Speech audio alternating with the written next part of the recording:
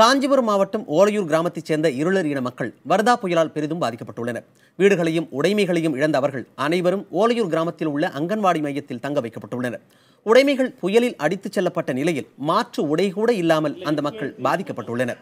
இவர்களுக்கு ஊராட்சி நிர்வாகம் சார்பில் ஒருவேளை மட்டுமே உணவு வழங்கப்பட்டதாகவும் தெரிவித்துள்ளனர். இதுகுறித்து வட்டார வளர்ச்சி அலுவலரிடம் கேட்டதற்கு பாதிக்கப்பட்ட மக்களுக்கு உடனடியாக உணவு மற்றும் உடை வழங்க ஏற்பாடு செய்யப்படும் என்று தெரிவித்தார். வீடெலாம் வந்து பாருங்க, ரொம்ப கஷ்டமா இருக்குது. வீடு சோறுலாம் அப்படியே உடஞ்சி கொட்டுது. நைட்டில் தூங்கமே இல்லை. பாம்பு பூச்சி பல்லி எல்லாமே வருது எங்கள் வீட்டில். குழந்தைங்கள வச்சுன்னு நிம்மதியாக தூக்கம் இல்லை. சமையல் செய்ய முடியல. வெறுவெல்லாம் நனைஞ்சு போயிடுச்சு. அடுப்பெல்லாம் நனைஞ்சு போச்சு. வீடு ஃபுல்லாக தண்ணி வந்துச்சு. போட்டுக்கிறதுக்கு துணி இல்லை.